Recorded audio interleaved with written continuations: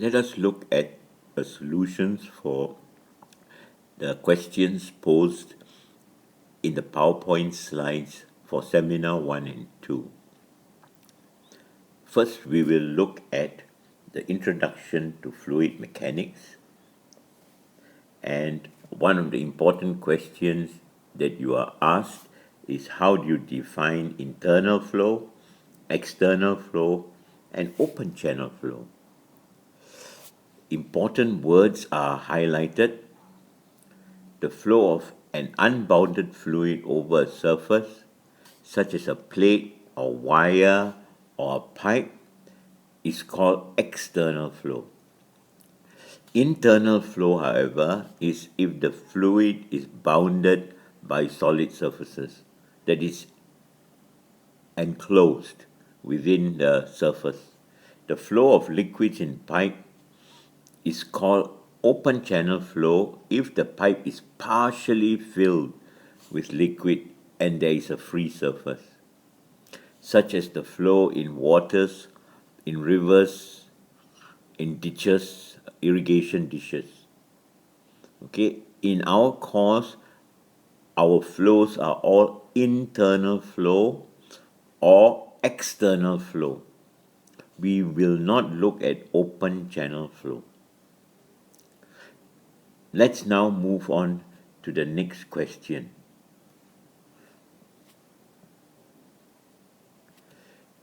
We are asked to define, in this case, incompressible and compressible flow, and discuss fluid compressibility. Now, in general, a fluid during which the density remains nearly constant is called incompressible flow. A flow in which the density varies significantly is called compressible flow. A fluid whose density is practically independent of pressure, such as a liquid, is commonly referred to as an incompressible flow. Although it is more proper to refer to incompressible flow. Notice the terms here: an incompressible flow, incompressible fluid. Okay, so we wouldn't like to say all fluids are incompressible. We would prefer to say incompressible flow, because in the case of air, below a speed of Mach 3 or 0.3, we can consider even air to be incompressible. Okay, so if you look at the next portion, the flow of a compressible fluid such as air does not necessarily need to be treated as compressible, since the density of a compressible fluid may still remain constant during flow, especially at low speeds.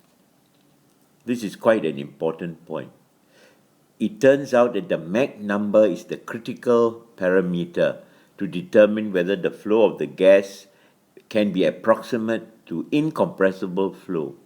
If Mach is less than about 0.3, the incompressible approximation yields results that are in error of less than 1 or a couple of percent. Now let's look at question 3. We are asked to define the no-slip condition. Okay, for the no-slip condition, a fluid in direct contact with a solid surface sticks to the surface, at the surface, and there is no slip. This is known as the no-slip condition, and this is due to the viscosity of the fluid. And it's important in the discussion to realize there's no such thing as a fluid with no viscosity. All fluids have viscosity, but in many cases we can say the viscosity is so small that we can neglect it. Now let's look at the next question. you are asked to discuss the boiling temperature of water and how it increases as pressure increases. Yes, it does increase. The saturation, uh, the saturation temperature of a pure substance depends on its pressure. Okay, so the word saturation means if you give it enough energy, it cannot remain as a liquid or a solid, and in this case, in our case, it then changes phase. It is saturated, okay, in terms of energy, and a touch more energy will cause it to change phase. It increases with pressure.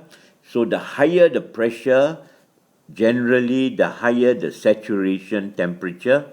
In everyday language, we call it boiling.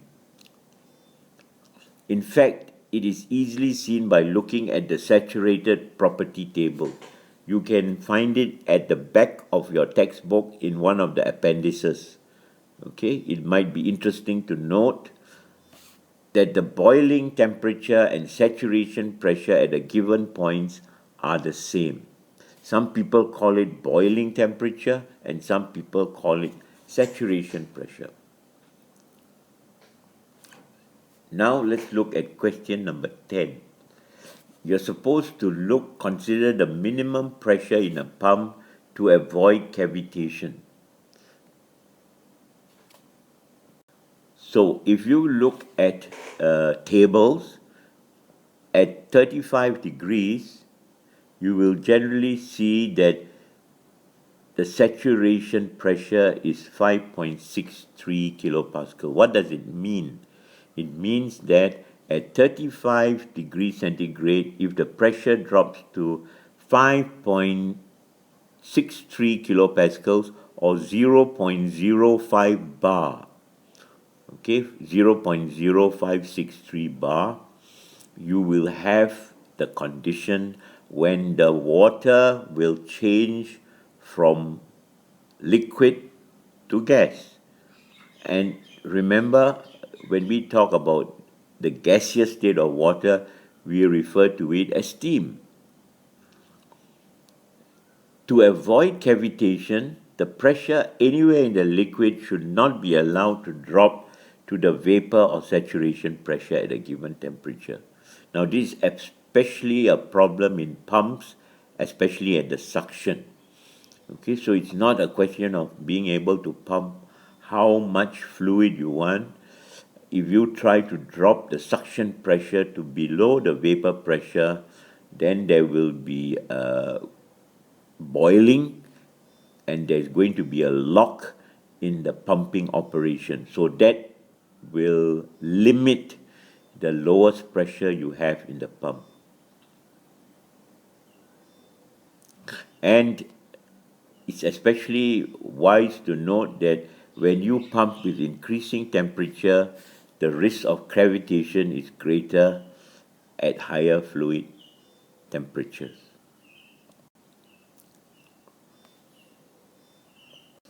Now, this question, which we are looking at now, is in fact in the third edition. It was left out in the fourth edition, but I thought it's an interesting problem to demonstrate to you. Here you are told the Mach number of an aircraft and the speed of sound are to be determined at two specific temperatures. The first at 27 degrees and the next at 727 degrees. We are going to assume that air is an ideal gas. When you do thermodynamics, you will learn more about what we call the specific heats at room temperature. Why are they important? Because their ratio gives you the way it's called the index of compression or expansion. Okay, and in this case, we call it K or gamma. Okay, some people call it K, some people call it gamma. It's the ratio of the two specific heats. Okay, here I have spelled out the derivation or the term, the definition of gamma or K, which you will learn in thermodynamics, is a ratio of what we call the specific heats. Now, to calculate the speed of sound in air, we use this formula.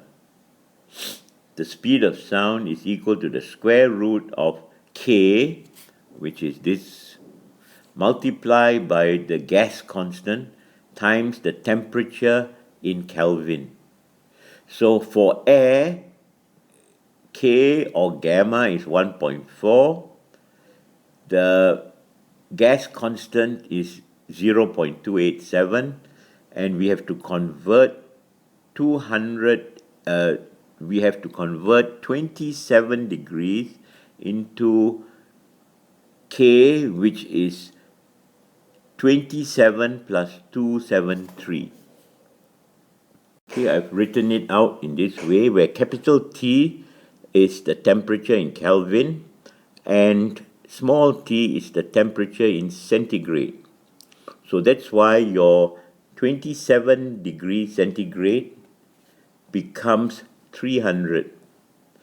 Then you do conversion, because you have to reduce all your units to comparable numbers, and you get the final answer as 347 meters per second. So our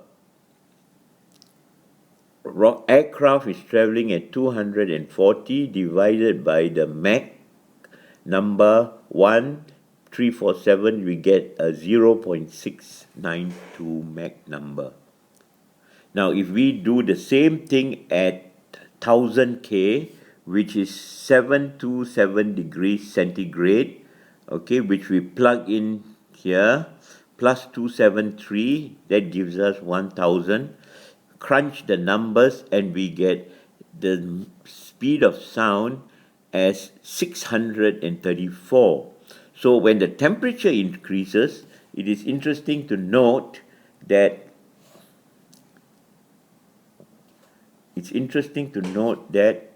the Mach number decreases. Okay, so in the discussion, there's an interesting point to note that a constant Mach number does not necessarily indicate constant speed. The Mach number of a rocket, for example, will be increasing even if it ascends at a constant speed. Okay, as you can notice that as the rocket travels further and further up into the atmosphere and stratosphere, the temperature drops. Also, the specific heat ratio changes with temperature, and the accuracy of the result at 1000 degrees K can be improved by using new specific heat values at that temperature. Okay, and then you would give a more accurate calculation of Mach number. Instead of 1.4, it is in fact 1.386. Next, we look at the question 9-35. And here you have a two-cylinder arrangement where the inner cylinder rotates and the outer cylinder is stationary. Okay, so we make certain assumptions. The inner cylinder is completely submerged in oil. The viscosity effects of the ends of the cylinder are negligible, and the fluid is Newtonian. If we substitute the given values, the viscosity of the fluid can be determined by this formula. If you recall, this formula is available in your PowerPoint slides. The only difference is the torque is the subject of the formula. In this case, the dynamic viscosity is what we want to find. So we know the torque, we know the thickness of the film, okay, and then 4, we know pi squared, we know r is the radius of the inner cylinder, 75 millimeter or 0.075, we have to change it to SI units, which is in meters. 300 revolutions per minute is 300 over 60 revolutions per second. And the length of the cylinder, if we look at the cylinder into the paper, the length L is 0.75. Okay, so this is a viscosity value at the temperature that existed during the experiment. Viscosity is a strong function of temperature, and the values are significantly different at different temperatures. It'll be an interesting exercise for you to derive this formula from first principles. In fact, I have provided you a derivation which we will see later on.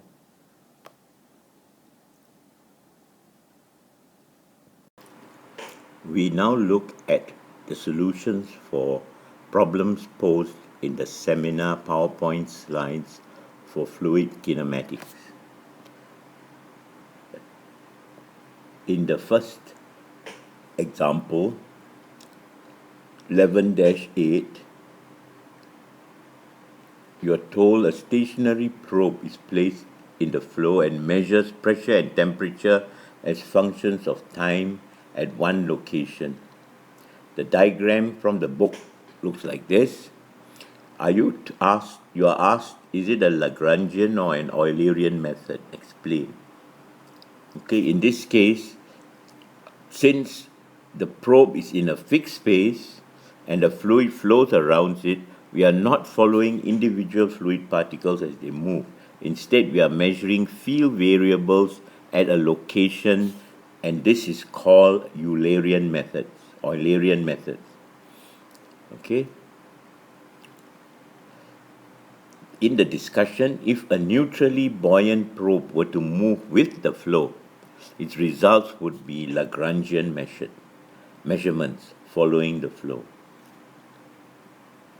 In question 9, we are told a tiny neutrally buoyant electronic pressure probe is released into the inlet pipe of a water pump and transmits 2000 pressure readings per second as it passes through the pump. Is this Lagrangian or Eulerian method? Explain.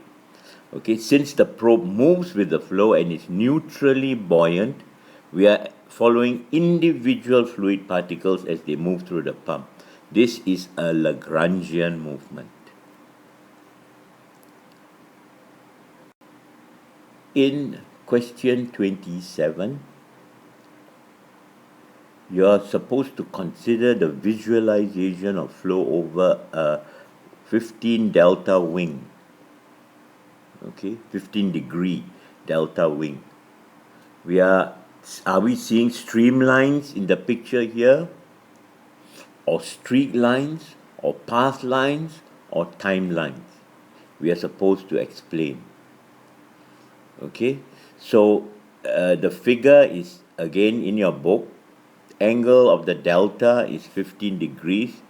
You cannot see the angle of attack, which is coming out of the paper, and the Reynolds number. You will learn later on that such a high Reynolds number suggests that the flow is turbulent flow. And how is this visualization produced? By colored fluids injected into water from ports on the underside of the wing. Okay, so remember, this entire tunnel is a water tunnel.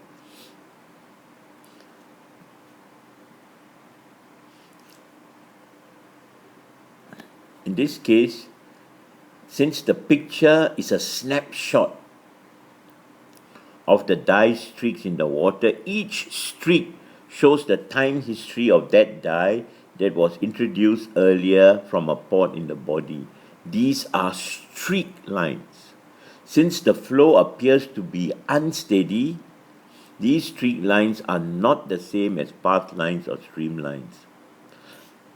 It is assumed that the dye follows the flow of the water. If the dye is of nearly the same density of the water, this is a reasonable assumption. Now, in question 29, you are asked to consider the visualization of flow over a sphere, okay, as we see in the diagram below. Now, if you look very carefully at the streamlines, you are asked to see whether these are streamlines, streak lines, path lines, or timeline. Let's look at the photograph in greater detail.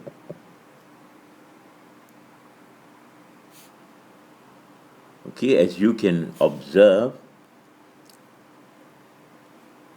you see the point of separation here, you see the portion here undisturbed, and here lots of turbulences within the flow.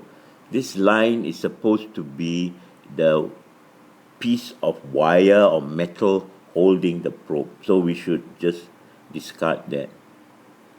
You also see there is symmetry in the flow.